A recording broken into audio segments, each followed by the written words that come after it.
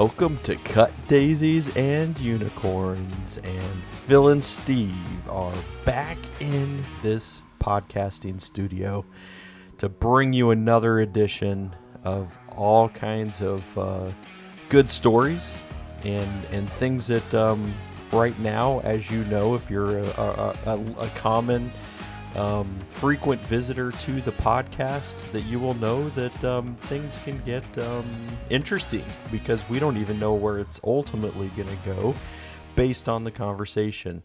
So welcome in, and we're glad that you're here, and we are ready for whatever it is that we're going to face today.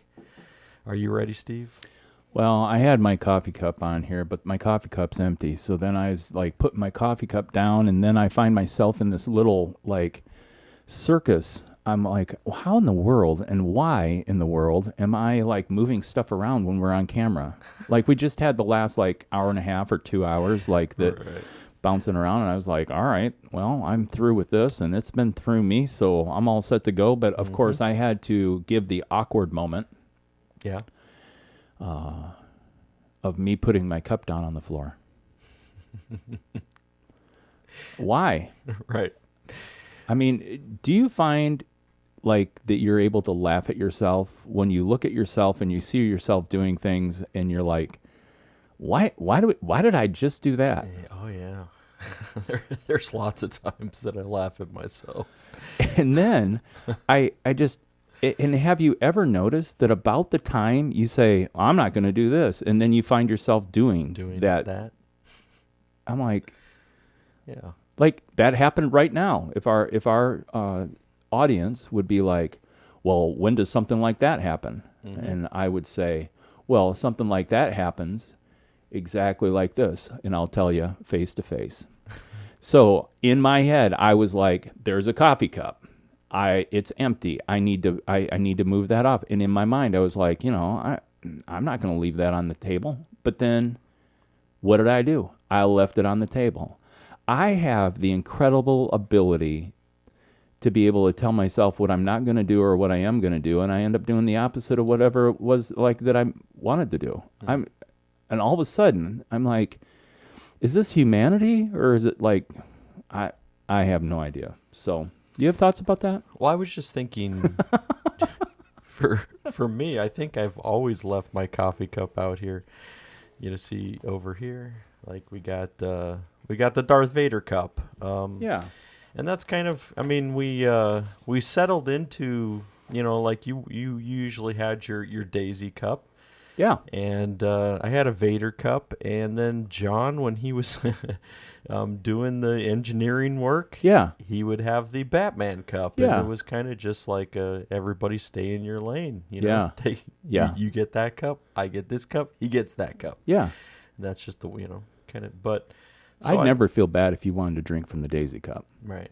I mean, I wouldn't either. I mean, I wouldn't have a problem drinking out of any of them, but it's like, I don't know. Maybe that's like the routine thing in me, that I'm like, no, like here it is. Like we're just going to use these cups, and this is how it's going to work. Is I'm going to use this cup, and we're just going to stay in that. I don't know why. But that's also the same. Like, I would have been fine if you left your coffee cup up there, too. I know. I don't think anybody would have noticed if you would have had your coffee cup up there. And yeah. Right. I mean, I get that you'd be okay with that. Oh, yeah. And yet, it was something that bothered me. Right. Kind of like the picture behind me. I mean, the picture doesn't bother me. Right. Caitlin, we love the picture. Yeah. We're really... But, and again, why... How many weeks have we had this picture up? 5? Yeah. Maybe 4 or 5? Yeah. Easily 4 or 5 weeks. We've had the picture up. It's been on the wall because we got fan art. Right. And with all of the fan art that we've received, we're like, all right, now we have trophy fan art. Right. We're going to post it. Yeah, and we solicited and said, hey, if anybody else has any fan art, we can make room for it right here. Yeah. But then it started getting droopy. It did. Because it's kind of getting a little bit humid in the Chicagoland area. Yeah. And so then I was like, I have to put tape on it. I've got to make it so that, I mean, really, we're raising the level. You can talk about holding art at a high level, but if you don't take care of the art, do you really hold it at a high level? Yeah, it's a See? good question, right? But for all the time, I've never thought about framing it until today. Yeah. I'm like, I got to dig through my frames. Yeah. Yeah, and I think that it looks much better now, even just with what you did to it. Yeah. It's flat before. I mean, you can look back at the other episodes and find out that the corners were already starting to bend prior to. Yeah. And so now it's flat. Now you can see it. Everything's good right now. And then you can, if you're still looking for a frame, find it. We'll put it up there. Yeah. And we'll ask again, hey, if you got some fan art, you got some art that's inspired, like, send it to us. We'll put it up there. Yeah. Do it. Do it right now. Well, hey, everybody. We hope that you are doing well in your life and in the walk of what is going on. And we do see a transition of season. We just moved into June. Right. June of the... Actually, this is the 21st, or maybe it's the 20th. Yeah, because up until 2000, we didn't get into the 21st century until 2001. So this would be the 20th June lived in the 21st century. Yeah. Yeah. It would be. So as we've entered into the 20th June, that if you're listening and you are over or at the age of 20 or above, right. This is the 20th June you've lived through in the 21st century. Yeah.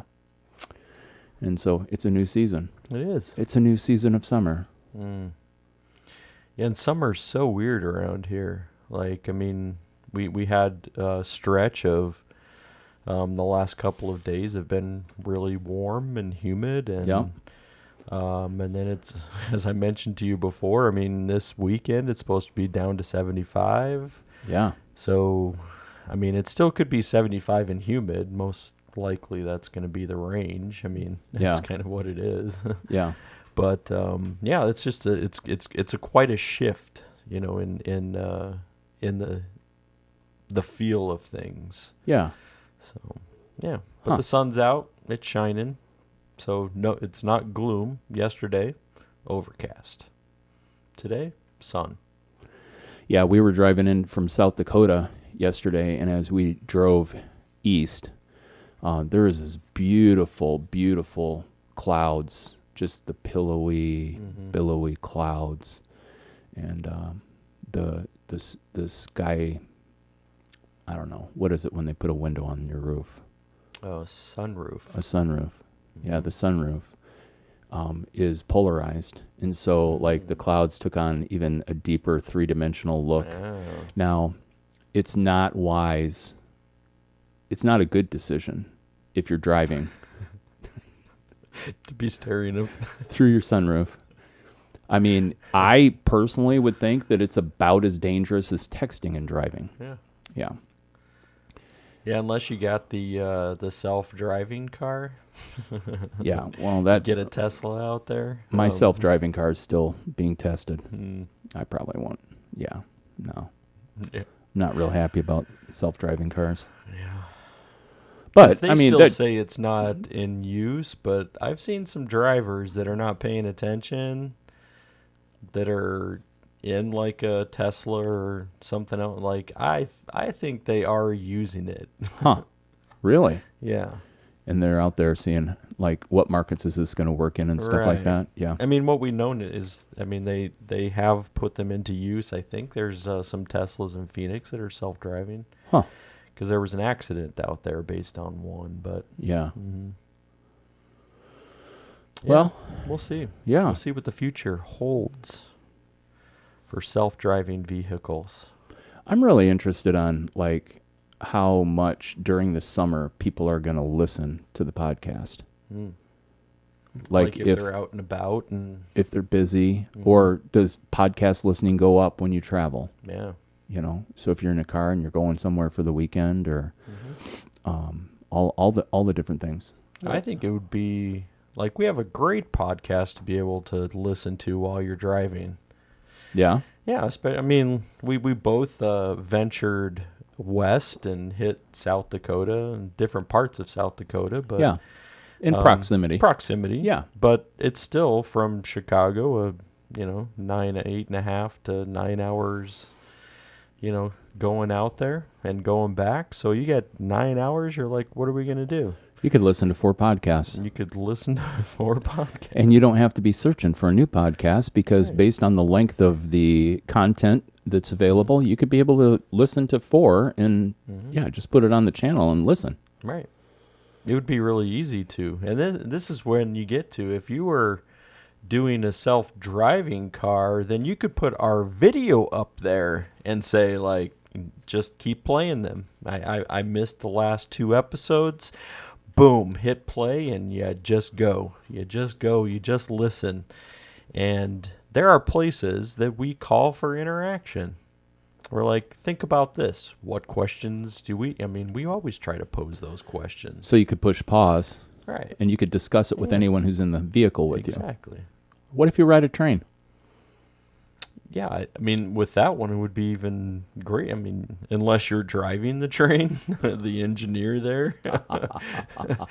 Other than that, you could have some great conversation with, listen to the podcast on the train. Yeah. Mm-hmm. Perfect.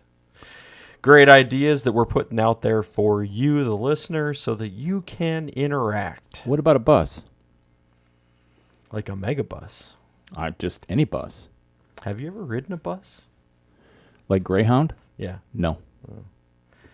I see people, like, buses were a bigger deal, like 50 to 70 years ago, because not everybody had vehicles. Right.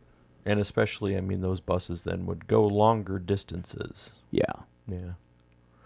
I don't even think, I think the only time I've ever, I don't never remember traveling I've traveled in a train, long distance.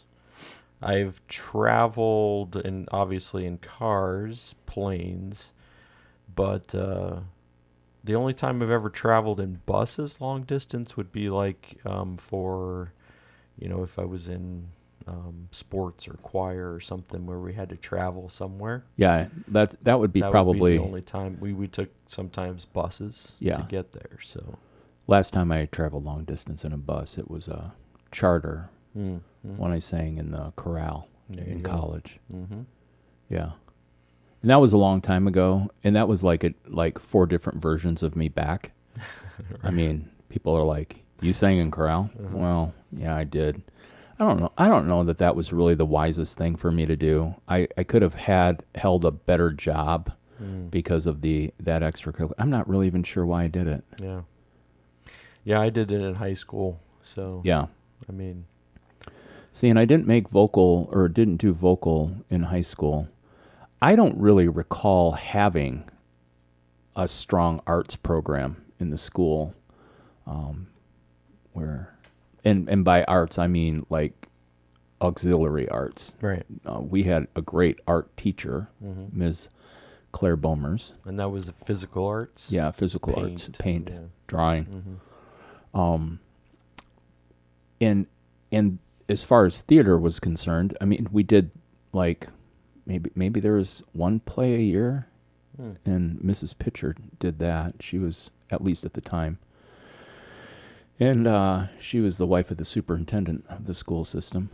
But I don't recall. It doesn't mean that it wasn't there, but I just don't recall us, like in Iowa, swing choir, show choir. Me saying swing choir really dates the time that I was knew about it, but then it became show choir, and big money being spent. Oh my gosh. Yeah, talk about the amounts of money that parents pay for even their children to have vocal lessons to be able to make the elite teams and stuff like that. So you can do jazz hands. Ta-da. Make the eyes bright.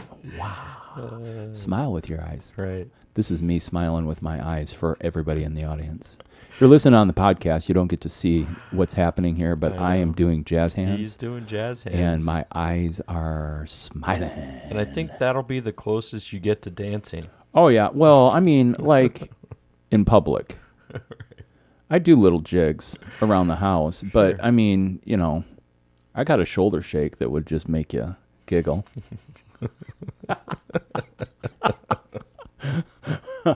Oh, yeah. It already does just thinking about it. Well, so. I mean, I never would have thought about it. Amy taught it to me, so I got this little shoulder shake thing. Shimmy, shimmy, shake. Yeah. Oh, yeah.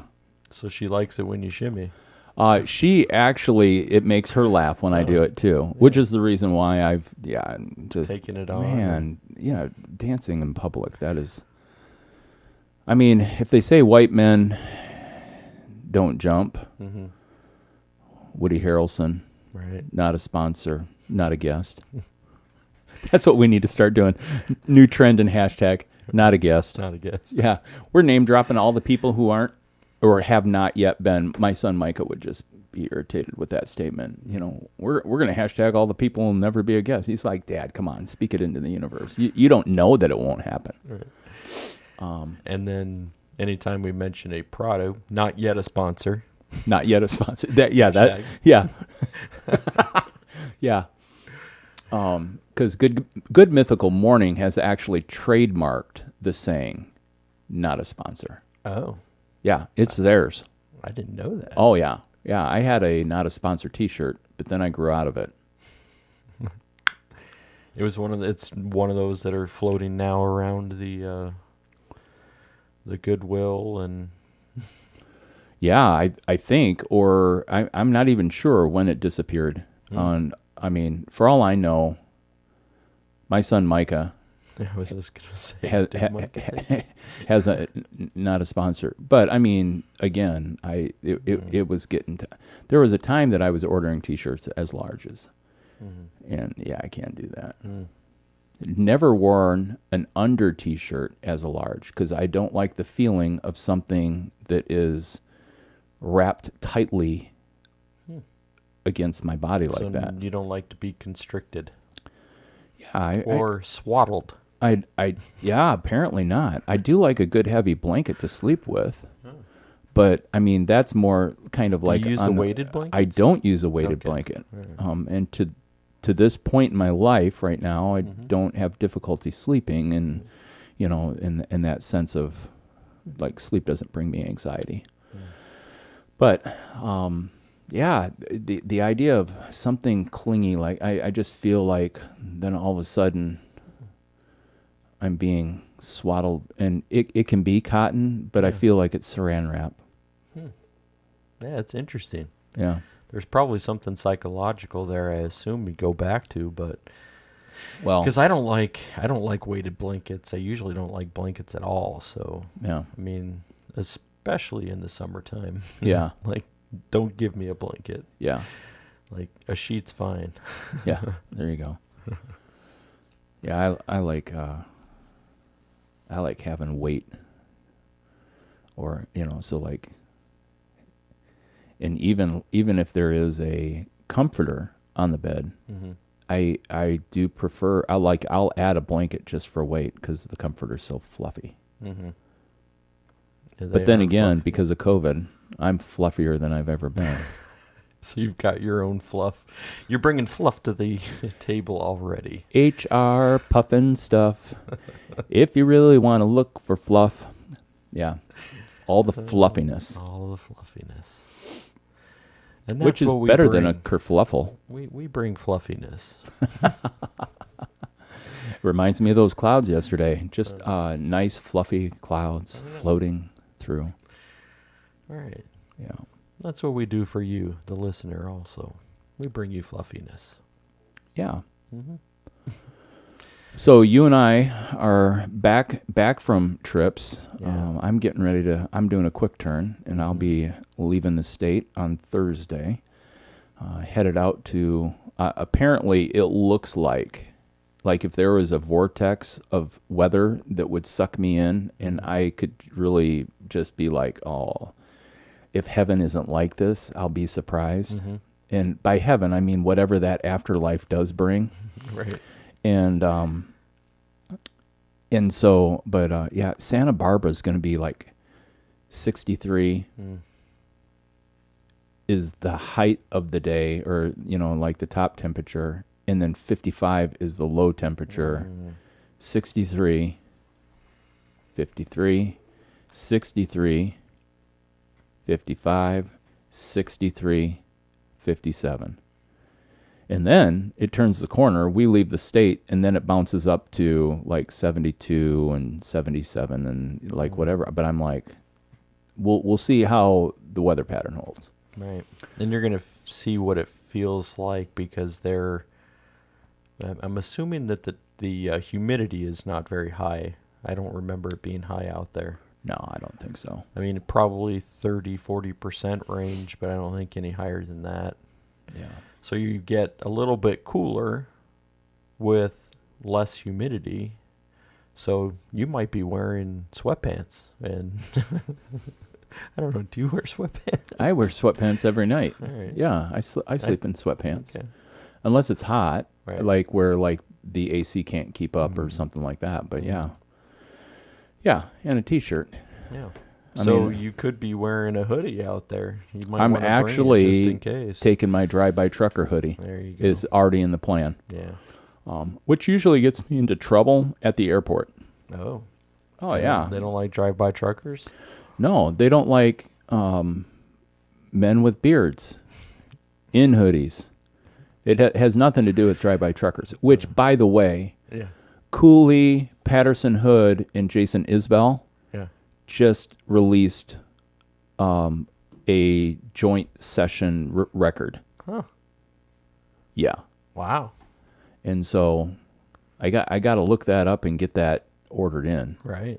Because that takes me back to the original time when I first started listening to Drive-By Trucker, Truckers, and Jason was still there. Mm-hmm. And but yeah, so my drive-by trucker hoodie was purchased at a drive-by trucker concert in Omaha, Nebraska, where I attended that concert with my buddy Matt Handley of River City Motors and his lovely wife Jenny. Not yet a sponsor. Oh yeah. And so we went, and Lucero opened up for him. Yeah. And I'd never even listened to them before, but man, that's a good group. If you like a little more edgy rock and roll, you know, but then Drive-By Truckers is a great Southern rock storyteller group. And Patterson Hood's dad used to be in the Swampers down at Muscle Shoals Studios. Great studio, Muscle Shoals. Yeah, yeah. And actually, an incredible historic view of in the Deep South where integration was allowed, or at least the people groups did that. Sammy Davis Jr. Recorded there. Not Diana Shore, or no, hold on. I'm trying to think of the female vocalist that was highlighted there. But like I think Rolling Stones even came in and they were thinking that, because nobody really saw their faces, because media wasn't what social media is today. Right. And based on the groove and everything that was going on, they thought that these were black musicians down there, because their groove and the soulishness of their play and all of this stuff. And these people walked into the studio, and here's a bunch of white guys from the swamp. I mean, and so anyway, very interesting. Muscle Shoals has a river that flows through it that is sacred to the First Nations people. I was wondering. Yeah, and so actually believing that the souls of those who have passed hang out down by the river. And so to hear in the interviews, I think it was a Patterson Hood interview that even like brought that out. I'm a fan of Patterson Hood. Even his solo project is just lovely. But his dad was a bass player in the Swampers, and just an incredible list. And it's still open today. And an Iowa artist actually has recorded his last project, and he was starting to do a jump starter or kickstart, starter thing, and get funding to be able to do his next project down there. I mean, so like sometimes you're wondering, well, hey, what would it be like? Like my dream, I would love to record an album with Jeff Tweedy of Wilco fame here in Chicago. Right.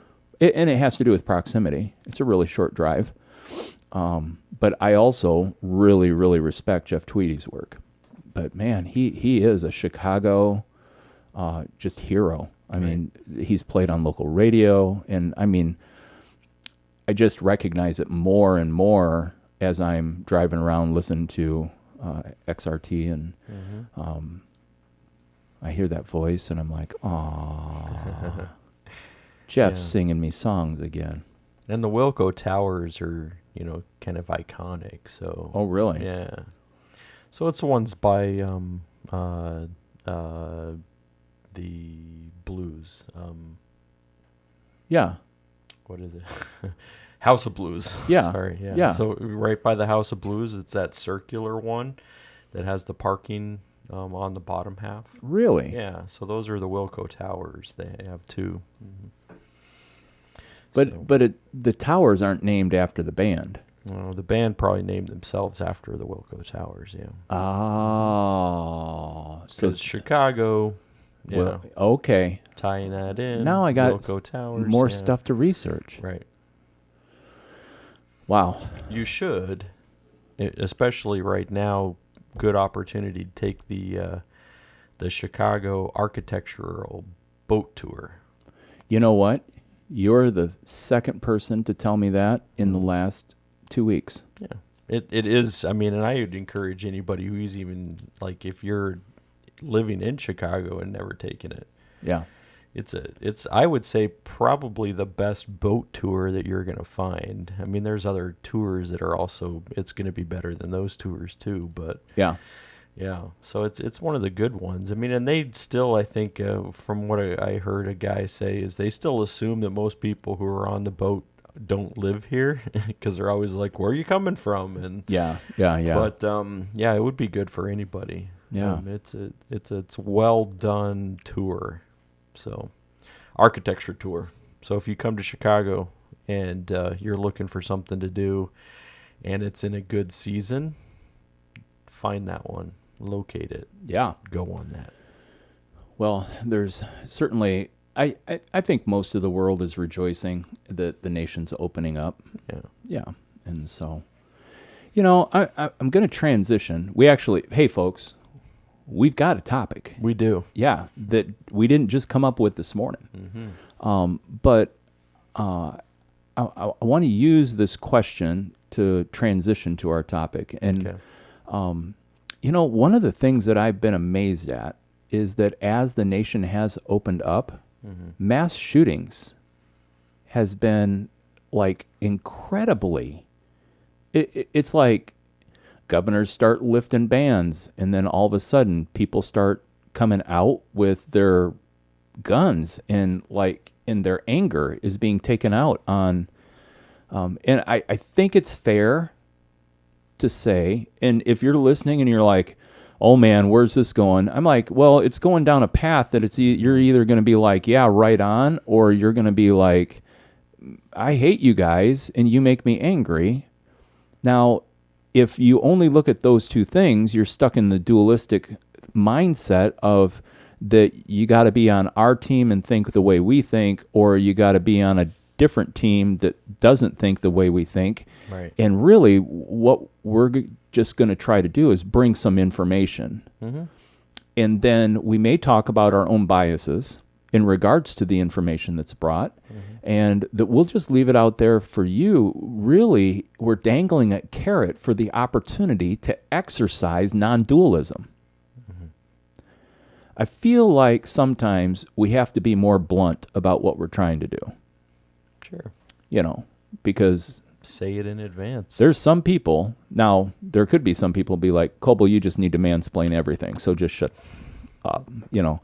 But, I mean, just to be very, you know, some wacko group could, you know, pull our, you know, podcast and chop it up and make it sound like nothing that we ever intended it to sound like. But at least we'll give you an opportunity.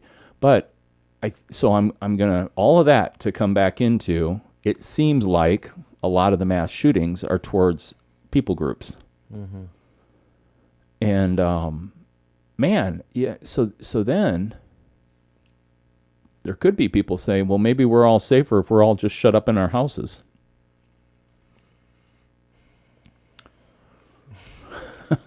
Well, we did see a decrease. Absolutely, quite a bit decrease of mass shootings. Well, it's because there's nobody out there to shoot at. Right. Yeah, but Nobody I mean, was like, gathering. Talk to me about land of the free and you know, home of the brave. I mean,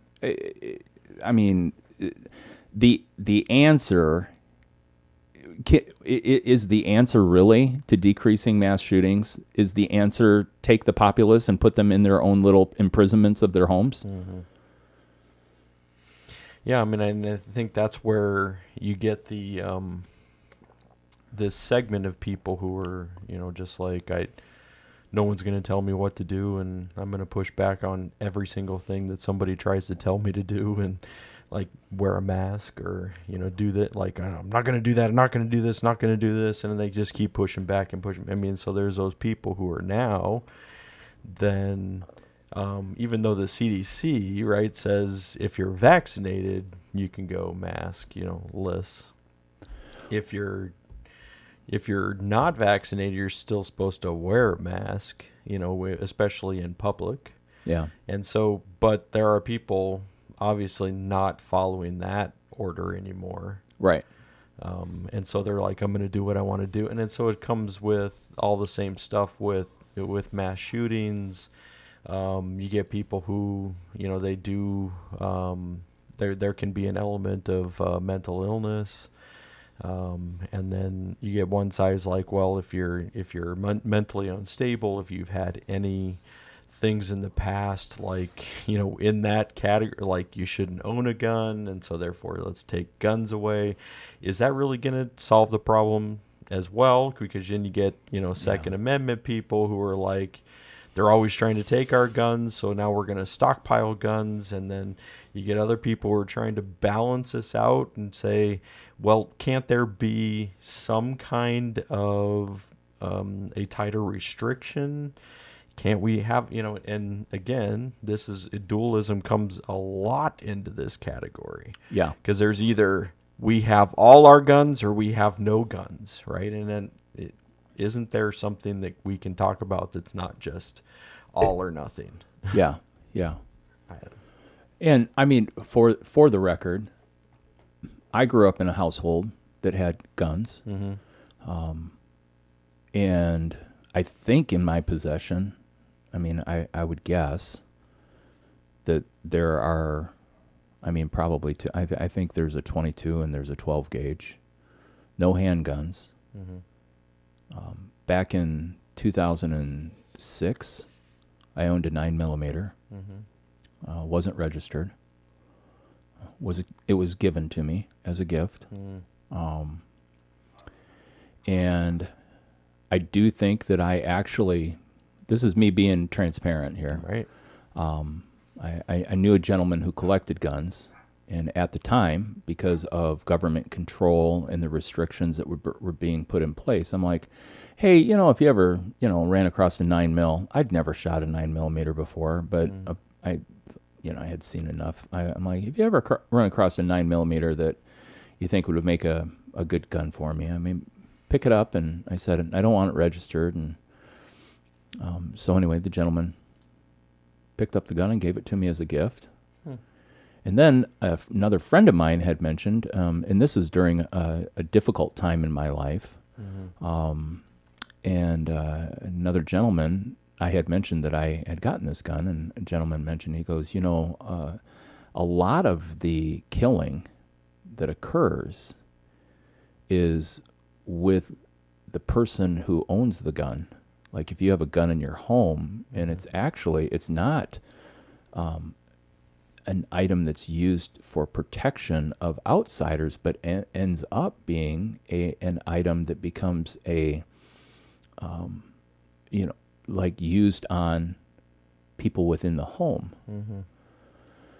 And so whether it's murder or whether it's suicide, and I just flippantly just tossed, he told it to me, and this gentleman is a hunter and, has several guns in his home, and but I think he was just kind of waving a yellow flag of saying, hey, I know things are a little dicey right now, maybe you need to consider this. And it was when my son Micah got into my ammunition box and discovered that I was like, and the gun had a lock on the trigger, and there were safety precautions. I didn't keep the gun with the ammo. But when my son got in on the ammo, I thought, man, there's curiosity. And I know that there's a lot of people who are gun owners that, for the sake of safety, they leave guns out so that children become accustomed to the guns being there, so that they can be able to teach them the proper way. And yet, I also know a family that there was a gun that was left out, and the child ended up in an accident, shot themselves. And so when my son stumbled on the ammo, I was like, so there was a mortgage retailer or wholesaler that was come through, and I don't know, we were sitting around the dinner table and talking and stuff, and I'm like, would you ever want a 9mm? And I actually, what was pushing me at that point is I needed to pay for the heat bill. If I could pick up an extra $450, that helped out for our family at the time. And so I just sold the gun and don't have a handgun. But all of that being said, in regards to guns, hey, if you're a hunter, I'm not saying don't hunt. Now, there's probably some, animal rights people, if they listen to this, and they're like, no, don't kill animals, But the hunters that I know who are hunting aren't trophy hunting. Right. The hunters that I know are people who hunt, and actually it's a provision for something to eat for their family. Right. And just like when I know fishermen who fish, that the people who enjoy fishing are often catch and release, except for the fish that they will be able to consume, and they don't like, well, I got my limit, and now, there's fish laying in the backyard rotting or, anything like that. So, be a good steward of the land, kind of thing. I totally understand that. And I know there's a lot of last day preppers who are like, yeah, but when Armageddon comes and it's the zombie apocalypse, I need to be able to have, automatic weaponry to be able to protect myself. And there's protectionists. And so I would just say, for me personally, I'm of a different worldview in regards to, I just wouldn't be in that line. But when it comes to the military of the United States, I'm not afraid for them. And then we have the opposing view that would say, well, yeah, but what about when the military is using guns against you?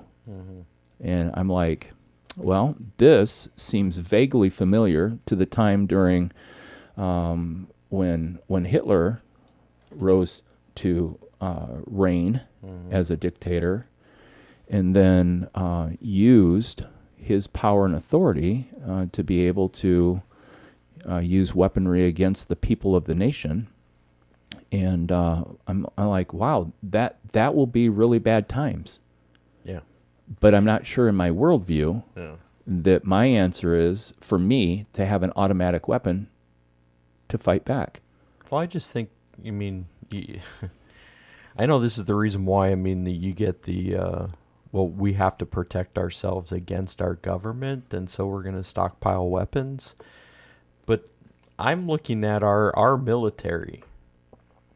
Do you really think that you can stockpile enough weapons to go against our military? They've got tanks. They got 50 cal, weapons. And you're gonna stockpile enough to go against. I really have a hard time considering that that's really your case if you're trying to say, well, we have to be able to one day protect ourselves from our own government. Like I've talked about, I don't always trust what the government says. I've talked about it on the last show. Why are they actually coming out and saying these things? So there is some distrust, but ultimately I'm also not trying to, figure out how to build a militia that's eventually going to try to, make its way to guard ourselves again. I won't put that together. Well, and I think that moves us into just the idea that, in our own self-awareness of who we are and what we are, that's just not us. Right. And that's not our way, that's not our style. I would probably fall more in the line of Gandhi. And I would say over the last 5 to 10 years, I've moved more towards pacifism than anything else. Yeah. And that's the way I would even look at, looking at prisoner reform. That I don't believe that the death penalty is something that should be used anymore. Primarily, if we're actually looking at trying to reform, transform, enlighten, people change. Yeah. You can talk about life sentence stuff, but I just don't feel like that the track record for the death penalty has been anything good. And so I don't feel like that's something that we should be utilizing, especially, now. Yeah. Because if you're looking at it, disproportionately has affected people of color.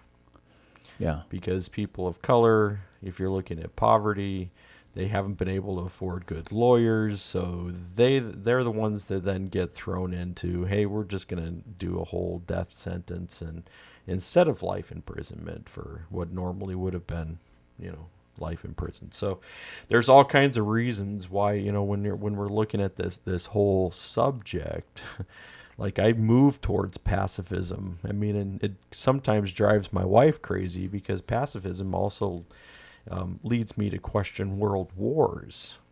Yeah. And to say, should we really be jumping into every war possible? Or should we be questioning, what are we actually going to war for? Because when you're looking at this as well, our track record for world wars and things that are happening are all based on resources, not based on actual we're bringing democracy to people. Oh, yeah. Yeah. So you look at Iraq, you look at the Middle Eastern wars, and they were trying to justify by saying, yeah, we're overthrowing dictators. Are you? Or are you protecting resources in the Middle East, which ultimately is oil? Yeah. That's resource. That's a resource war. That's not us coming in to swoop in and say, oh, democracy is the best and we're going to bring it to you. It was, we're protecting resources. Yeah. And let's just be real on that. Yeah. Well, a factoid that, and I'm not sure, remind me if we've already mentioned this on a previous podcast, had the opportunity to visit the land of Sweden. And when I was there, there's a couple things going on that some of our listeners who, if there was a label, which I prefer really not to call out labels, but let's just, for the sake of tribalism and dualism, go ahead and, since people can acknowledge how they think, but people that you may consider liberals, or to the left. Right. So if I use the term national health care, and then the other thing is non-tuitioned education, and then let's talk about teaching languages and being able to learn language for free.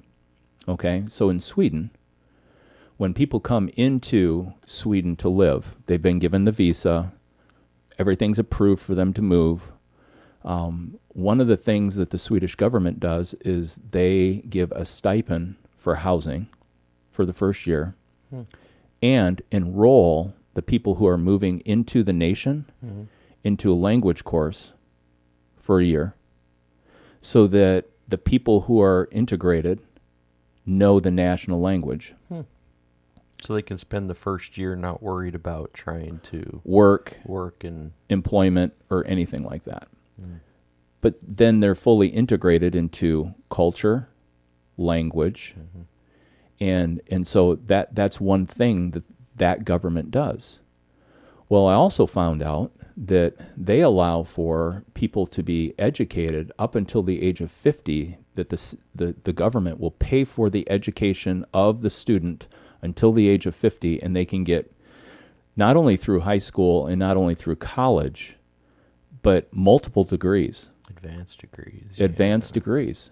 And a lot of the people who live in Sweden, they're in their early 30s before they even consider having children, because they're spending time. And so remember, in the day, we're not so far removed from generations that didn't go to college. Right. I mean, my mom, my dad, they didn't go to college. I was the first person in our family line that went to college. First generation. And so, but then it was even at that time that college was becoming the equivalent to a high school education. Like if you're going to get a job in the workforce, you're going to have to at least graduate 4 years. Right. Okay. So in Sweden, I mean, like if you don't have 2 degrees, you didn't even use the system in a correct way. Right. Now, we're also talking about that in elementary school, children are taught both English and Swedish. And by the time they hit middle school to junior high and high school, then they rifle through, and these children pick out 3 additional languages to learn. That's crazy. And so, like, the people that we were staying with who were hosts, their one child was going to become a freshman, and they put out a list of like 7 different languages, and he was able to pick 3 more that over the next 4 years that he would be able to. Now, here's the thing that happens within the student as a child. When you're already bilingual, there's a part of your brain that opens up. And so then it's like, if anybody asks me about playing guitar, I'm like, have your child take piano lessons. We have covered that in the past. You know, because once you learn the linear approach to piano and the 12 notes, then these other instruments just start making sense. And whether you're playing a clarinet, which may be a B-flat instrument, or a trombone, which is a key of C instrument, or a trumpet, I believe trumpets are B-flat too, you know, and I don't know, who knows what an oboe is? Maybe it's in the key of F. I don't know, but, you know, so we've got that going on. Well, once you learn the language of the notes, the translation into another instrument is a really short walk. Well, if you're teaching these children, and so in Sweden, they automatically would send their children into learning English as their second language, because they recognize that based on the population of Sweden, there aren't a lot of people in the world that speak Swedish. But then they challenge the child to think about, okay, now, if you were to get into business, or you were get into industry, or you're getting into the hospital work, then what other countries would you be most likely to be engaged with? And so, you know, Chinese was one, Cantonese, German, French, you know, like all these other languages. But by the time they get out of high school, they've already been exposed to 3 + 2 is 5 languages. Yeah, that's amazing. Yeah. And so I think when when you look at that system, Yeah. I mean, in healthcare Healthcare state. is given. Yep. Yep. But then what's the pushback from the Americans, especially United States Americans? Well, who's going to pay for it? There you go. Right. Which in that drop line, let me bring this to the forefront. As we were taking a tour of the city, here's the hidden gem. How does the Swedish government pay for it all? They sell arms. Arms manufacturing and selling. Wow. And they said, this is not something that is on the tip of the tongue in conversation, but everyone knows it. Yeah, because Swedish are normally, I mean, they're pretty neutral, right? I mean, Swiss, I mean, Yeah, it just was fascinating to me that it was based on the sale of arms that this nation was able to provide for the people and the immigration group that were, people who were coming in. At the time, there were a lot of people who were migrating from the Muslim nations, and coming in. And but then again, still, it's about, hey, we want a culture. And I know that we've just picked the scab off of a really sore subject in the U.S. But ultimately, if you start talking about the CIA sales, whether they're selling drugs to be able to buy arms, or just all this stuff, and we come back to wars, and you're talking about pacifism. War is big business. Right. And usually if the United States is facing a down economy, the best way that they believe is going to get us out of a bad economy is go to war. Yeah. I mean, and that's happened too. I mean, sometimes you even look at was it World War One? I don't want to get it wrong, but there was ones that the people accused them of getting into war just for the sake of kind of making sure that we're gathering around something instead of facing like depression and bad job market. Well, war is going to bring jobs because we need to manufacture. War is going to do this, and it'll kind of circle people around this. Is that a reason to go to war? Well, and I think that we have had conversations about history, the importance of history, and how history plays a part. What can we learn from history? How are we going to, repeat history? All the miserableness of, different things. And if you have stuck around to listen to any of our podcasts, we're definitely lovers, not fighters. For sure. And but this is a reasonably long segue into the title of this podcast. Right. Is going to be Patriotism, Nationalism, and the Beauty of Bob Ross. Right. And so, I was doing some research on those words and just wondering about, hey, where can we land? Because I know that there are a lot of people, I would say, in our fringe circles, whether it's family groups or, maybe it's communities of faith that we belong to or have belonged to, and I mean, to speak out against the government, it would be like just not a good thing that a person of faith would do. And then I asked the question, really? Mm-hmm. I remember actually when we were texting last night about this and saying, hey, what are we going to talk about? I have a vivid in my mind in 1976. The United States was 200 years old. Mm-hmm. And I remember being on the street in my hometown of Bad Axe, Michigan, and there for the 4th of July parade and the celebration of, the United States being 200 years old, waving a flag, and how naive I was. I mean, if you think about that time frame, we had just shortly pulled out of Vietnam. I mean, in then I was in college, and Oliver North was on TV.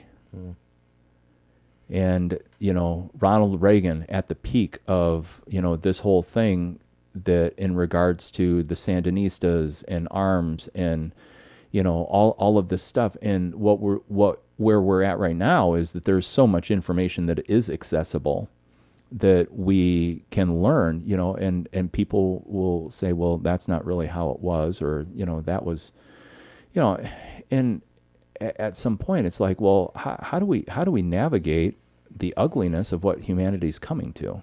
And then another, show that I was binge watching sometime, talked about, well, why are we picking a fight with, Russia right now? Well, the person said, if at least with Russia as an enemy, the people in the United States aren't fighting each other. Right. And so you got to go beyond what's being presented and start asking. And actually, when I was doing some research on words and things like that, one of the things concerning fascism and just even the words nationalism and patriotism was that as people use those words, you need to take it in context and connotation. For sure. And I found it incredibly interesting that the word patriot kind of applied in the 1700s to 1770s, and how words change over time. Right. I was just thinking about that. Because the word at that time meant a member of a resistance movement, a freedom fighter. Patriotism, it comes from the Greek patriotes, and the root means fatherland or paternal. It's like where we get our word, paternal. But then if you take and you apply that the idea of patriotism was a resistance, and yet now we've moved into, I believe we've seen a change, or things have moved into a way where what's going on is what's being labeled as patriotism is really nationalism. And so the listener may say, well, how are they different? And actually, one has a positive connotation and the other has a negative. Right.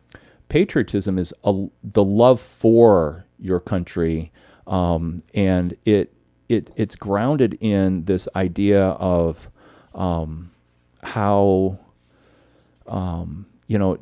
to be sourced in this place of it's my love for country, and yet the word patriot meant I'm a member of a resistance movement.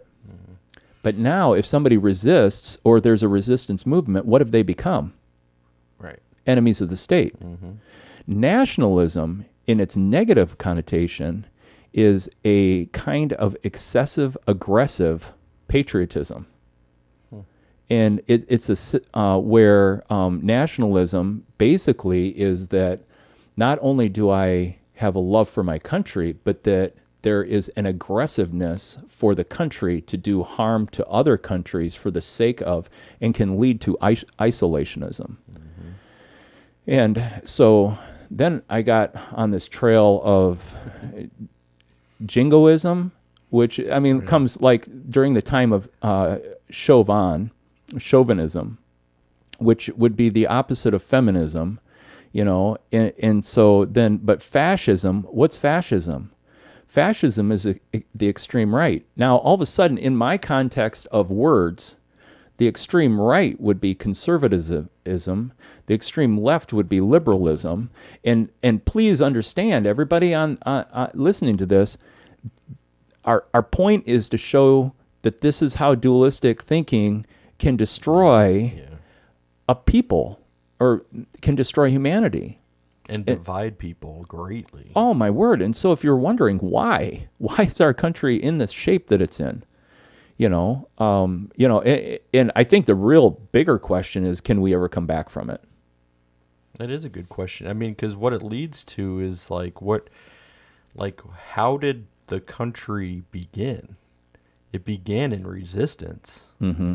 It began in fighting back a government, right, a governmental structure, oppressive, right? And you're saying so, like it's almost in our DNA to always push back against something, resist, and right, and so that when you're whatever side you're on, but when Trump was in, like there was like resist groups, then they were just like resist everything, this and I think it plays on both sides, whether it was Trump in or now it's Biden in, and people are like, yeah, he's not our president. Like it always plays like that now. I don't believe it ever used to, but there's always that, and so now I think we go back, and I love the origin of what you pulled out with patriotism, is because it's not just then, the root of it is not just a love for country. It's like, no, but our love for country also goes back to this resistance. And you can say, I love my country. I mean, I love being a part of the United States, but where does it take you? And patriotism can lead to nationalism.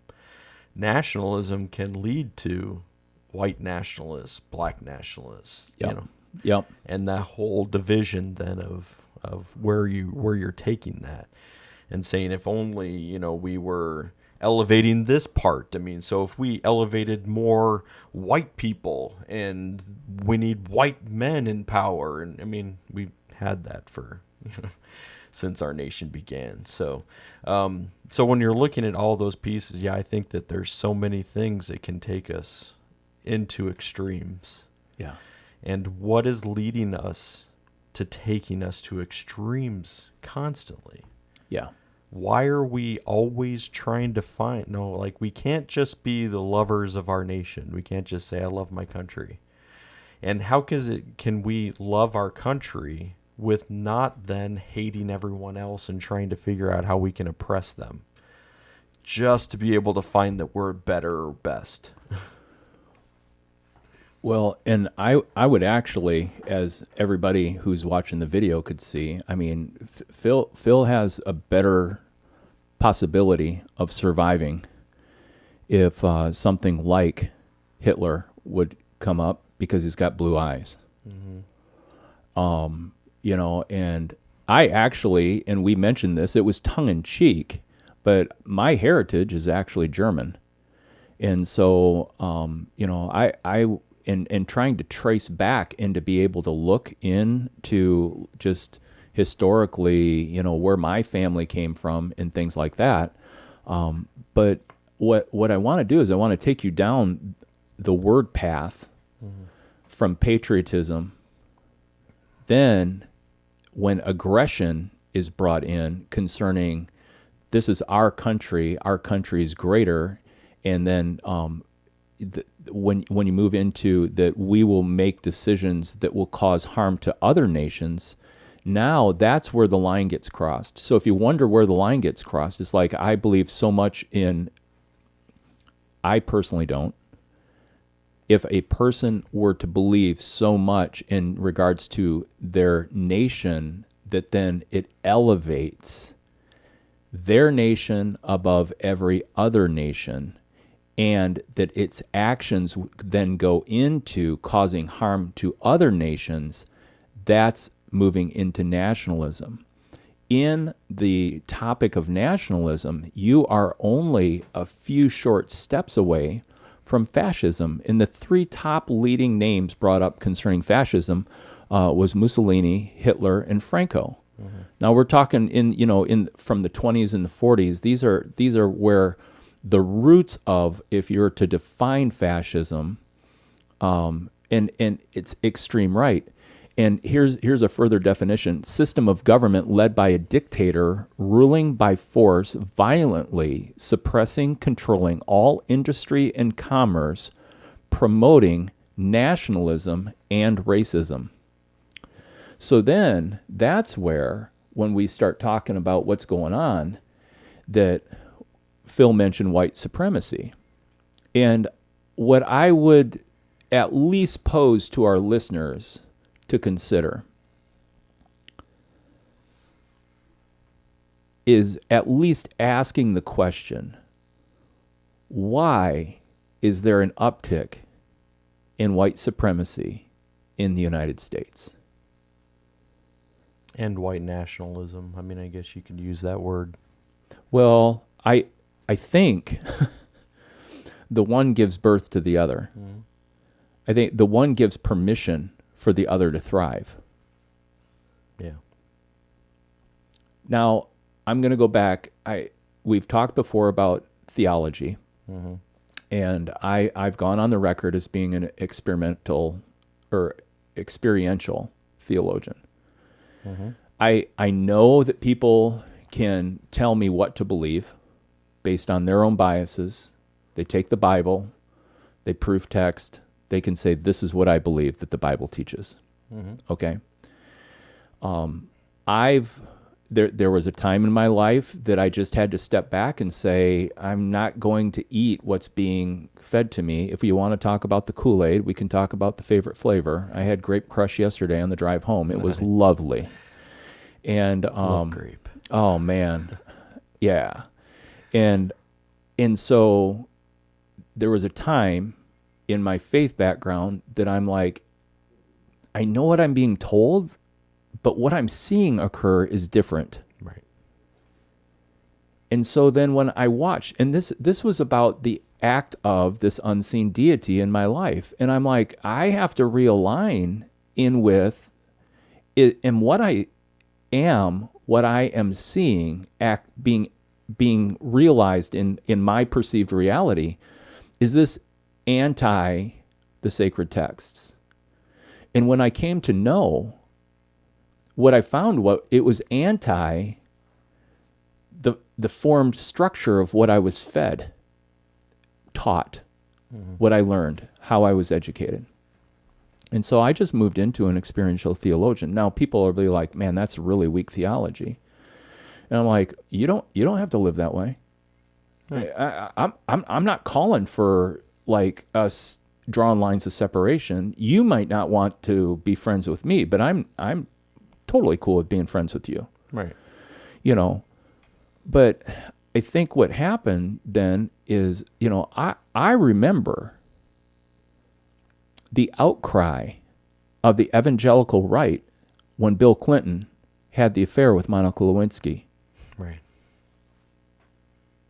I remember being talked about from the pulpits. I remember it being talked about in the leadership of the church. I remember the atrocity and how people could not get past this man's moral code or the lack thereof. And more stories came out, and more stories came out, more stories came out. Right. And I think we're all on the record as agreeing. I mean, there's no question that the man was a drug addict. I mean, we've heard the stories of the bags being dropped off and, and all this stuff. Right. I mean, and again, I'm not saying that to say, oh, Bill Clinton was, a womanizer drug addict and he was a big old pile. That's not why I'm bringing this up. I'm building the foundation of the case that in regards to, and I'm not even going to name names.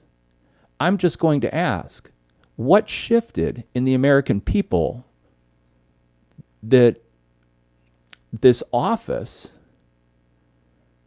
the United States, President of the United States, that it just didn't matter anymore some 20 years later. But because of the dualistic thought process, it's like, we want our guy to win, and don't you see what this does for our country? And what about the rights that are going to be taken away, and what about these things? And I'm not getting on the side of an opposite side politically. I'm not saying, yay, hoorah, I'm for. What I'm saying is, folks, we have to open up our eyes to at least take a look at what is going on in this nation Right. and around the world. And so if the atrocities in China, where the government is killing its own people, and you're like, that's horrible, that communism is terrible, we don't ever want our country to become that. Mm-hmm. Well, conspiracy theory number 383 around the cut daisies and unicorns table is, how do we know that the mass shooters who are ending up dead because they're killing themselves after they're done aren't being posed by the side who wants gun control? On the other side, how do we know that because of nationalism and the extremism that this country's moved into, that there aren't just a bunch of whack jobs out there who are like saying, I have a gun, I can take human life? Since when did hunting humans become okay? Right. I'm getting fired up now. You are. Keep going. What in the world? Since when is hunting humans okay? Mm-hmm. You know, and we were talking about, I think, SpaceX or whatever, and, you know, basically it's a panacea that is letting the most rich nation in the world have its people that have the most money be able to get high in a different way. And it's the experience of going out into space. Mm-hmm. So these are how we boil things down. It's excessive aggression. To me, that is the marker to watch. What is going? Is this really patriotism? Or is it nationalism? Mm. And if we've moved into nationalism, how far away are we from a fascist dictator that will... Now, we're coming full circle back to where we even started with. And so now people who have money and are saying, Steve, that's why I'm buying guns. Mm-hmm. That's why I'm buying guns. Right. And They so look at it as an investment. for their freedom. Investment into their freedom, into their future, because they're recognizing the extremism. Yeah. Mm-hmm. Yeah, there's so much. There's so much here. There's so much. Yeah, because even when, like, it's difficult in this. I mean, and this is the reason why I never, I haven't aligned with a political party in a while too. Right. I never fit into any of them. Right. Yes, I am registered in one of the political parties, but I mean, like, when it comes down to it, I don't align myself with any of them. But here's the thing, when we're looking at and saying, so when you're saying we should be dealing with the problems of our own nation before we're going into, somebody else and saying what you're doing isn't good, and so we're going to come in and help fix you. So we do that quite a bit. Yeah. So why are we not, paying attention to the needs of our own nation prior to jumping around and trying to say, help, we're going to fix you, we're going to fix you, we're going to fix you. So is that also a start of nationalism? If we're saying we're going to cut ourselves off to the rest of the world because we've got to focus on our stuff first, is it going to also be a part of nationalism? Even the, saying America first, is this a nationalist or is it a patriot? What do you think? Well, I think that moves into a item that we really have to know. I would go again to the sacred text and to the point of where David was pulled out of the field and the prophet was there to anoint the first king. I'm sorry, not the first king, because David wasn't the first king. He was the second. He was the second king. Saul would have been the Saul first. was the first king. Mm-hmm. So when the prophet came to anoint, Jesse brought all of the boys in except for David. and boom, boom, boom, boom, boom down the line, and I think one of the famous texts out of that section was man looks on the outward appearance, God looks on the heart. And I really think in this podcast what we're asking people to do is to look inside and to ask the question, what is their personal motive? And then, are they, as people, that in conversation are they equipped in a way to have conversations with people of a differing opinion and learn how to build bridges instead of polarizing and building tribes? For me personally, I think that's the goal. And so one of the big questions that was on my mind as I pondered this topic was, okay, Steve, now you're going to state all the problems and you're going to state the questions, but is there a solution, or is this nihilism at its utmost height? How do you encourage a people who are listening, who even get an hour and 16 minutes in, and they're like, I'm hanging because I just want to know where you're going to land on this stuff, And what I come to is, what relationship stands if the only thing you're doing is picking out the negative of the other person? None. Right. So my question is, when's the last time you looked at someone who thought differently than you and you started picking out the positives of what they are bringing to the table?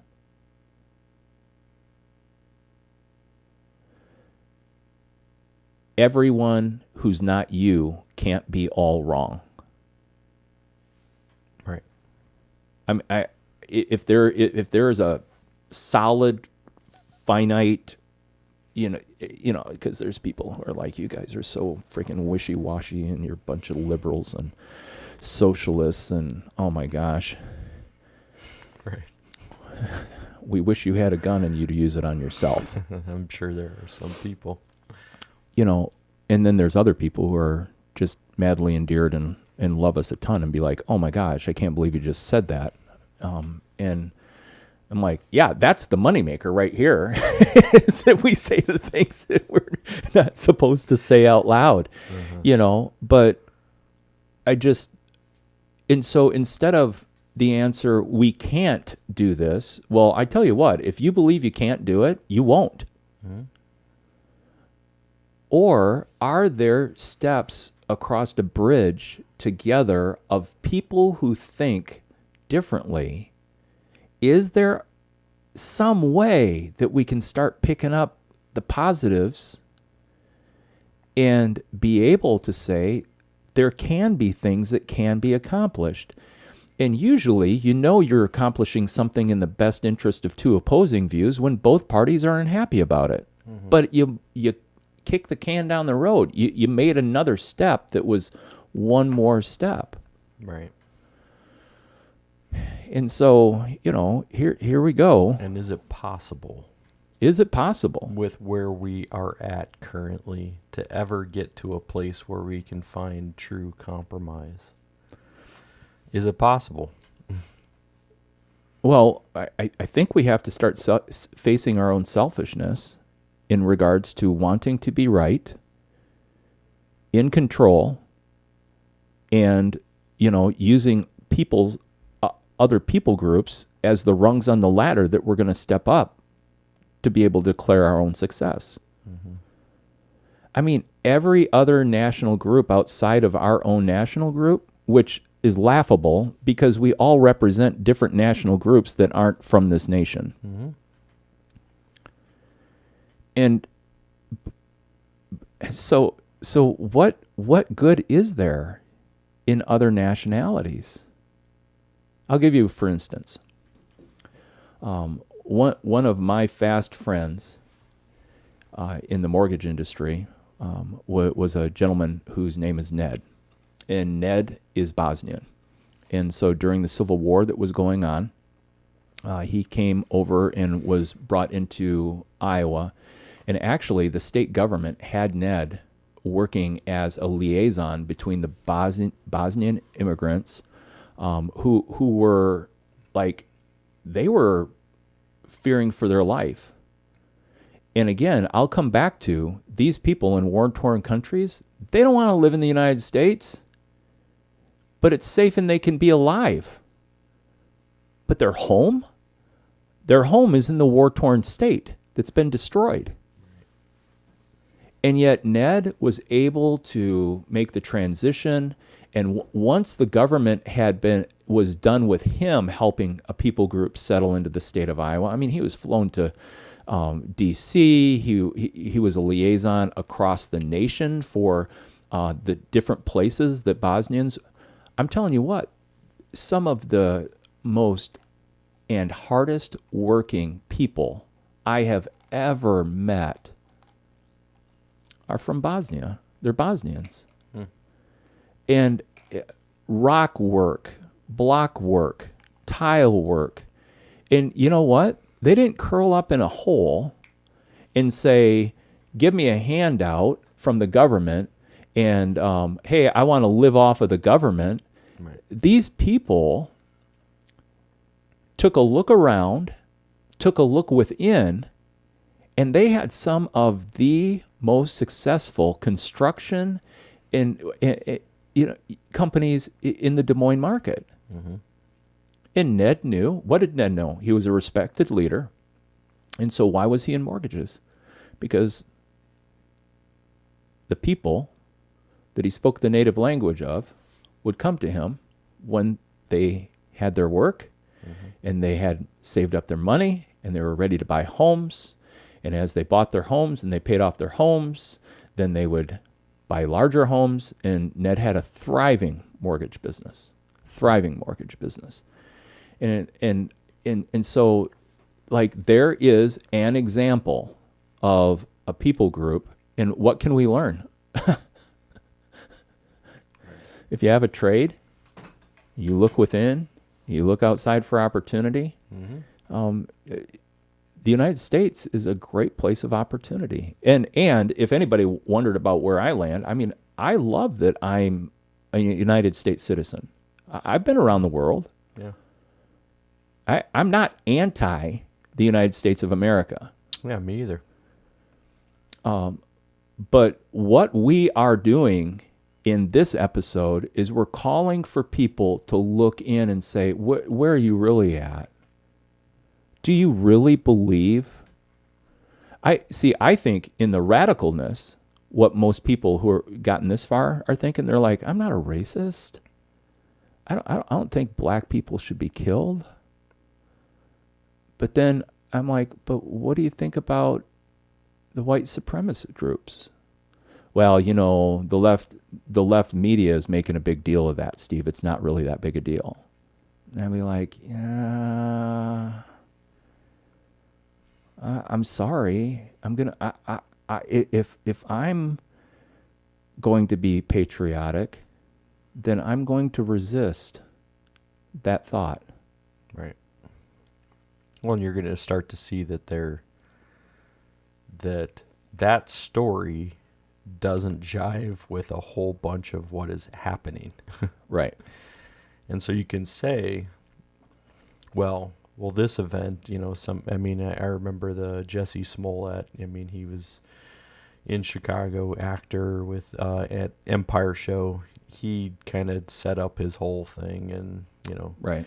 And then people look to that and say, oh, see, there is no hate crime. There is no, problem with race. There is no problem with justice. And, see, it's all just staged. And then right. They point to a single incident and say, well, see, that's staged.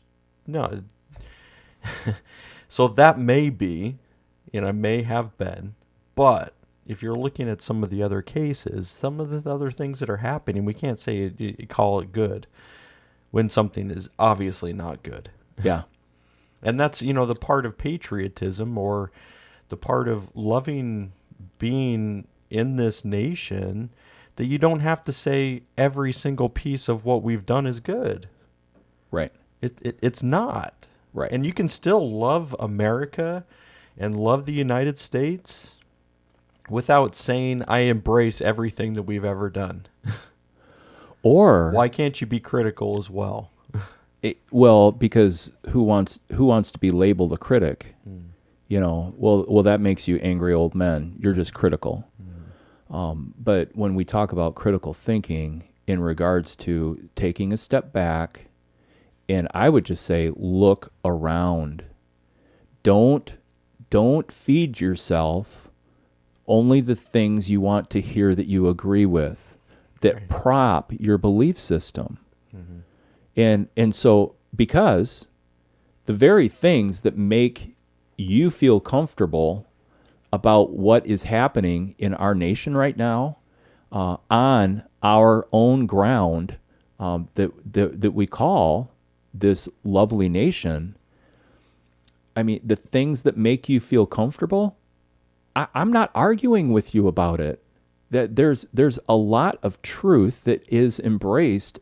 And my question is, why is someone, whether they're across the aisle or they're of a different skin color, or why is it that there becomes a wall in our hearts in regards to people who are not like us, that create this animosity? It's the tribalism that comes out to say they're 100% wrong.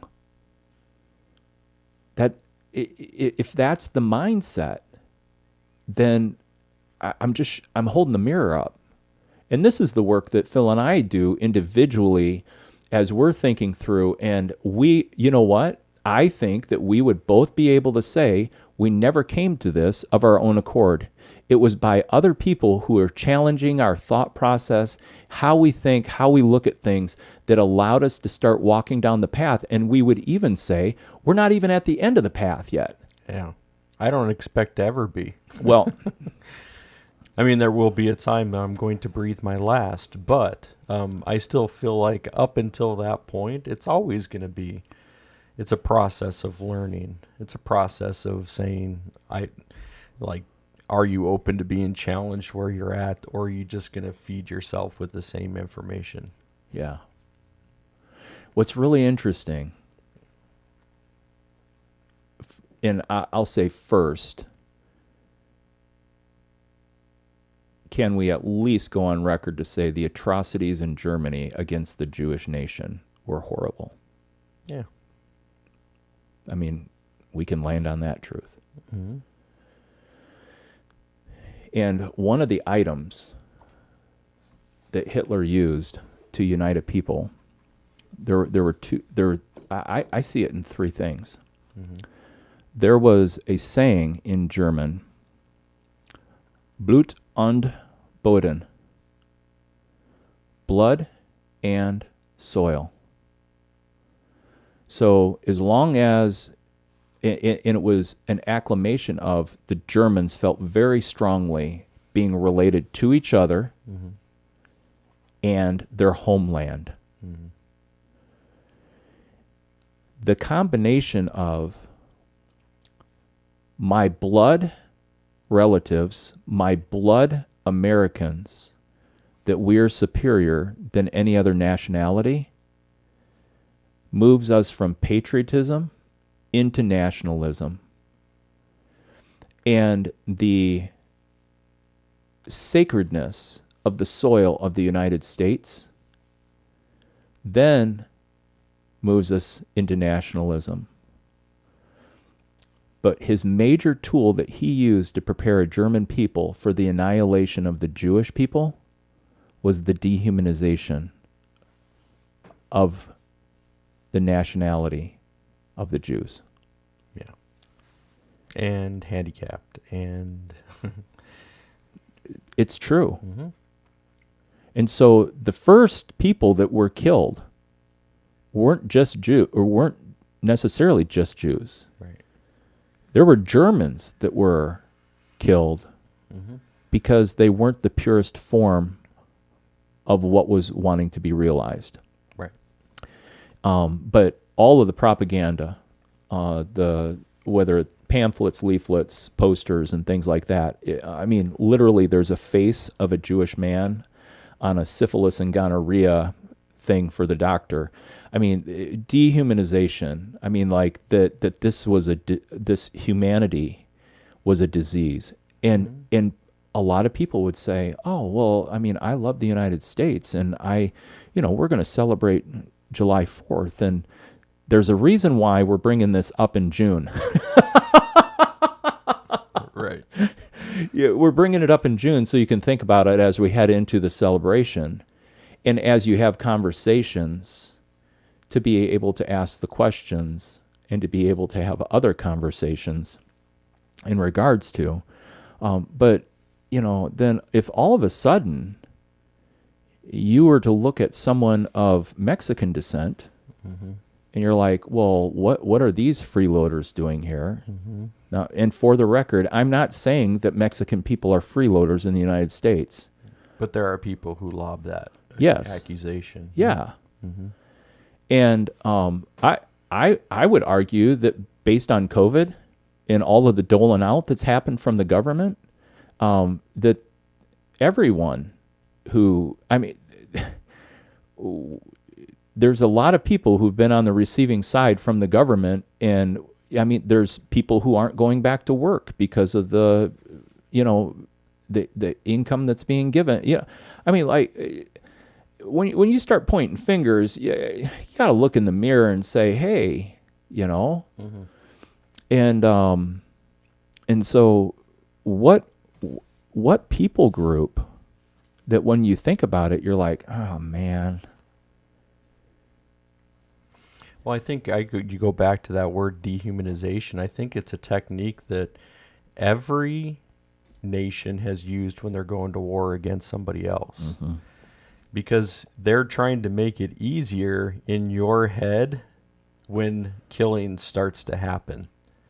Because you can kill something that you're dehumanized already. Right. Because you have it in your head, they're not necessarily human. So what did we do with black people in the nation? 3/4 human. Right. So, all right. So it makes it a little bit easier to justify the killing of a slave when they're not really fully human. Right. We look at any of, what happened with, wars, Vietnam, right? You'd say, Charlie, and, what they did was they took the, those people group, and then they kind of just said, let's, characterize them. Let's put them, let's put this face on that's going to be something that's going to be easier for you to not feel bad about when they're dead. Yeah. And so that happens. So where is it where is it happening now? Where is it that we've found dehumanization happening? I hear the stories of people, right? And this is through study, hearing people, hearing their stories. And you go back to black people saying, we haven't been seen. Right. We haven't been heard. Right. What is happening? They've been dehumanized. Yeah. And so they want to be seen and they want to be heard. That's the movement of Black Lives Matter.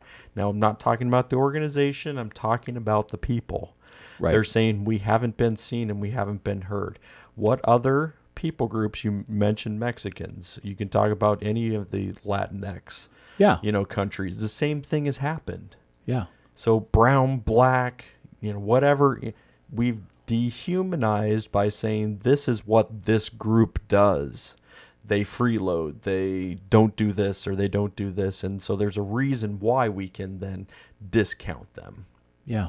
Don't listen to them. Don't hear them. Don't see them.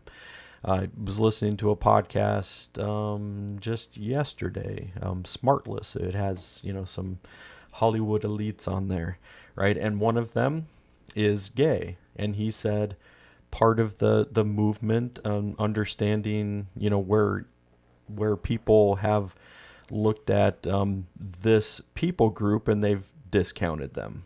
That lifestyle doesn't match anything else that I know of, and so therefore let's put them down. Same thing I heard from his voice when he's talking about this is we want to be seen, we want to be heard, we want people to know that we're human. Well, And that's like, so that's a common thing then that's happening, is that we're putting people down in order for, the sake of then we can easily push them to the side. and the question I'll ask you, Phil, is do you ever have moments in your life when you feel that you're not being heard or you're not being seen? Yeah, and for me, I think as a person, I think that people have always, tend to have listened, heard. Maybe there's some times like as a kid or something, you're like, adults don't, get me or understand me. They're trying to discount me. Yeah. Youth, right? And in youth, we find, Sure. like, you don't know everything, so Yeah. therefore don't speak to me. So I think in youth that happened, but I think for the most part, as a white man, like there's been people, good or bad, like they've listened. Yeah. They try to hear, and that's why I always, especially in groups now, I try to take a step back and try to listen more than speak. And some people say, well, you should say more. You should say, but why? Why do you feel like I should say more? Yeah. Yeah. And so I think that goes to that whole conversation of like, I mean, I want to listen more than I'm speaking, Yeah. because I want to hear what others are saying, because I feel like I've been given that position. I do have a spot where people listen to me. Mm-hmm. And so now in some of the daily life things, I want to listen more than speak. I don't know. Does that make sense? Does that answer the question? Yeah. So what I heard you say, Mm-hmm. this is a great counseling technique, everyone. When you're in a conversation and somebody answers a question that you ask. So what I heard you say was that there may have been a time earlier in your life as a child that you may not have felt heard, Mm-hmm.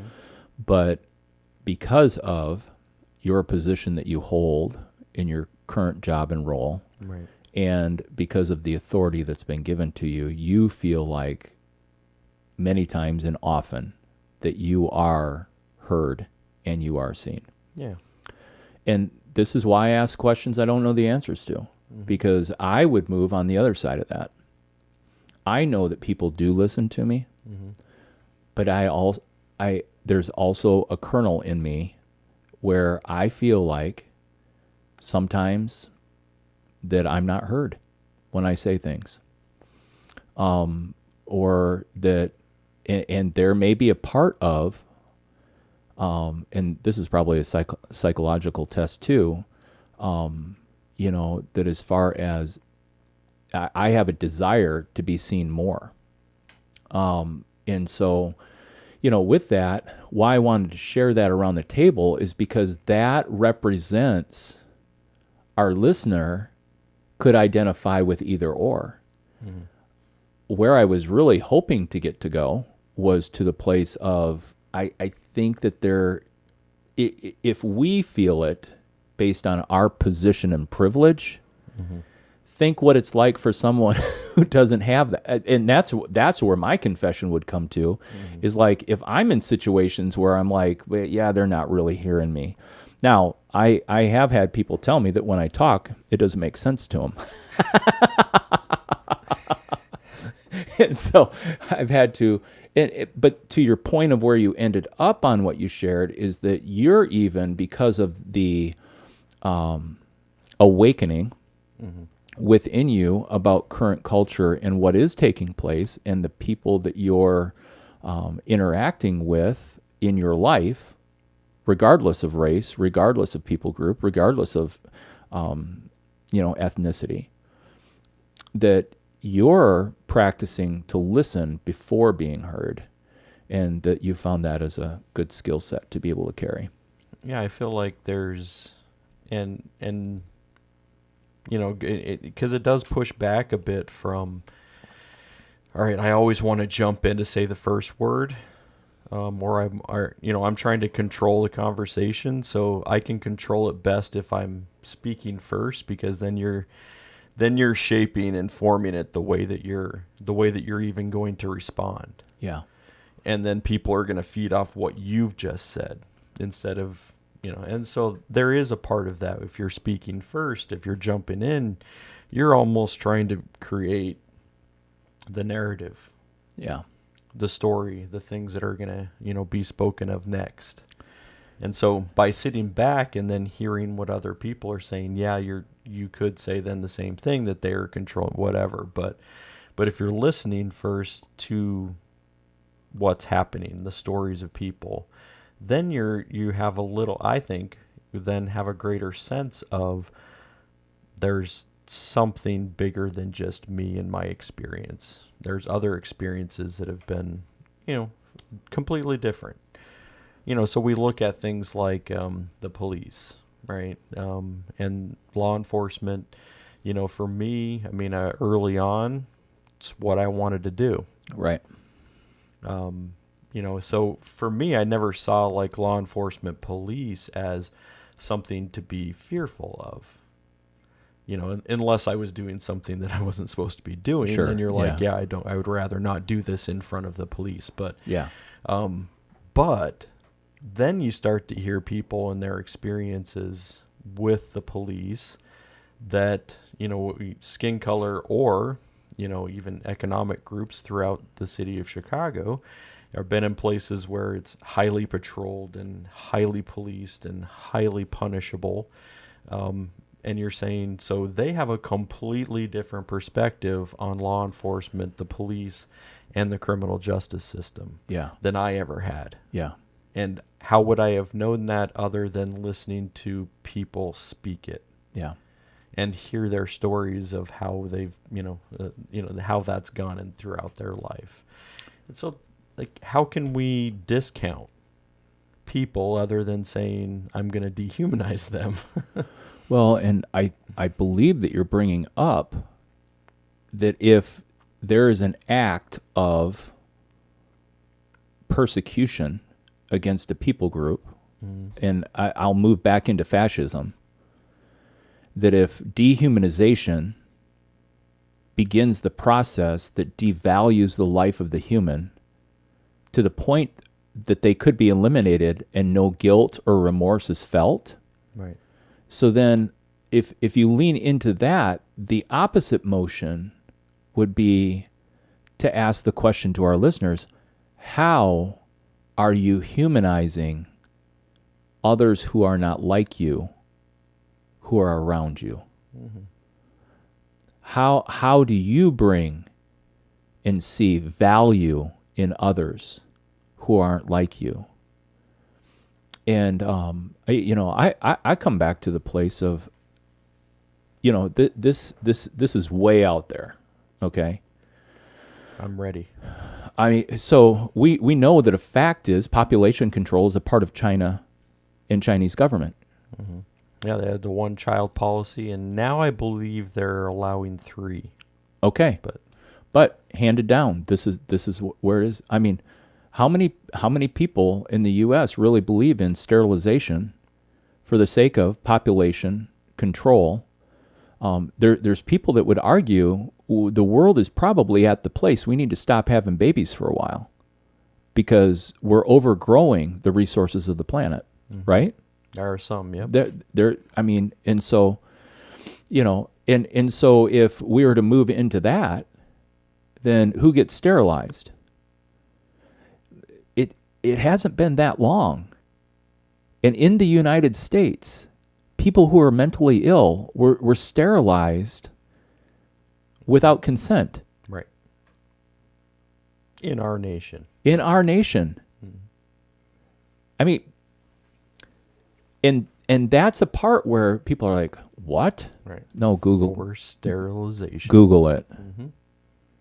So where do you land then on that? Do you go back and do you say, well, that was in that day and time? Well, okay. But are you okay with it? Well, we're not doing it anymore. Well, okay. But are you for it not happening in the future? Mm-hmm. Well, that would never happen in our country. It already has. What? Don't, don't, because I'm coming back to my own humanity, because about the time you say it's not going to happen, what happens? Mm-hmm. Yeah. So I think my closing thought and idea is there is a new craft, a new skill set that needs to be learned, and I don't know how. And maybe this is, our new consulting business that either one of us don't have time for. But we need to, we as a people, as humans in the United States, we need to learn how to have a conversation, and when we are in disagreement, that we can look into the eyes of the other person and find something that's right with them. Well, this takes us to the last piece of our conversation. Nice. Bob Ross. I love Bob Ross. Right. So, the guy was, to me, he's a picture of peace. The guy was calm. Yeah. I always remember, he was doing a painting, and there was no mistake, because you'd change it into something. Right. You'd say, oh, well, bad brush stroke there, turned it into a bird. Right. Yeah. So there was always something. You don't look at it in a sense of saying there's going to be something wrong with this, but you're going to say, what is it? And Bob taught that. Yeah. And this is the reason why still, even after Bob is gone, yeah, the people are still looking at Bob and saying, yeah, thanks, Bob. Yeah. Bob Ross is kind of that, Nighthawk, the coffee place, bar place over there on. Oh, yeah. So they have, they used to, pre-COVID, had a Bob Ross night. You would watch Bob, and then they had some art stuff that they were doing. Yeah. I don't think they brought it back in yet, but it is open now. They have a Bob Ross Funko Pop up there on their shelf. Yeah, because they embrace some of the Bob Rossness. Yeah. Of the things that can happen in daily life, and you're saying, even my son Tyson, he's got a Bob Ross shirt, and it has some of those same kind of sayings, there's no mistake, there's. Just things that can bring about the different perspective. Yeah. And so I believe that's kind of why we can even end with Bob Ross and saying, that gives us a different perspective. Yeah. Yeah, and I think in regards to why it snapped into my mind is that I knew that nationalism and patriotism as topics can spark emotion. Oh, yeah. I even got worked up back there, earlier in the podcast. And as I was getting worked up, I know that there's people who are like, well, thank God he's alive, because this dude's so at peace with, whatever's going on. I'm like, yeah, again, to quote our quote from the sacred text, man looks on the outside, woman looks on the outside, God sees the heart. God knows how my heart isn't always at peace.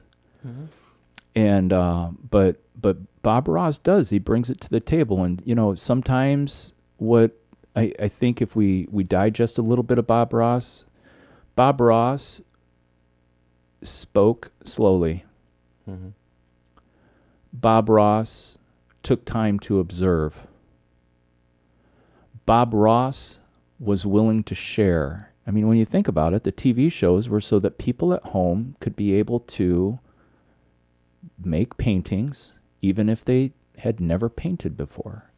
Mm-hmm. Bob Ross was able to have a vision of saying, this is what we're going to be working on, and then would work through it, and then was fluid enough that when mistakes occurred, that he could adjust. Mm-hmm. And, I think that some of those same things apply to what we're talking about in the craft of conversation and how we can humanize humanity instead of dehumanize humanity. Right. And for people who are angry at things that have occurred in the last year, things that have occurred, maybe the answer to anger is for you to pull up Bob Ross on YouTube and start learning how to paint. Or think through some things of how can you work through your anger management instead of the anger being, we've talked about you can't stuff things down inside and keep that all stuffed down, and so just keep on doing that. And if actually. I'm looking for it. I'm going to download. I'm going to see if Netflix or Prime has some Bob Ross. I know YouTube does, but and I'm going to download some so I can watch it on my plane trip out to Santa Barbara. Yeah, there you go. Yeah, just for grins and giggles and be able to take a look at that. But yeah, maybe we can find a couple of those favorite links and put them in the show notes. Oh, there you go. Yeah. And just remember, folks. We totally recognize that the world is not going to be a happy place and a peace-filled place all the time, and stuff like that. We're just putting out a challenge of rethinking some of the word structures of things that, we've all grown up with, and we take a look around and see how in the world can we make the world in our circles a better place. Yeah. And I think that's where I also go back to sacred text as far as it goes with you. Yeah. Right. Think about peace. Yeah. And we can't control others. We can't control everything around us, but we can control how we're going to react, what we're going to say, and some of those things that we can be on guard against when we're, taking patriotism into nationalism and all of that stuff. Be on guard. Yeah. Mm-hmm. Yeah. All right. Well, all right. It's a good session today. It's a good session. Yeah. Phil, do you have any lingering thoughts or suggestions for our listeners? I think it's the same. So we're still want you to interact with the things that are happening.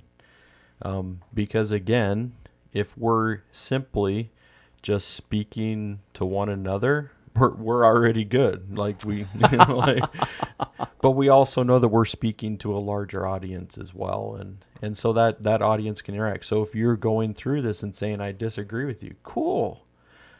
But where can we learn? What is it that you're trying to be able to share then that's going to be different? And a part of that conversation. We're not against it. We're not against hearing you. Right. But also don't believe that we're just going to also we want this to be a discussion. Yeah. Not it's not one way. Yeah. And I think that I'd like to leave everybody with the idea that in multiplying the influence, if you found this episode helpful at all, one of the things that you can really do to help us is not only to whether it's on the podcast or it's on YouTube, and to show that in some action, whether it's comment on it, comment your favorite part, comment the part that you don't agree with, and that interaction, but then share it. If you're texting your buddy or girlfriend, and you're like, man, this really hit the spot. It really helped me out a lot.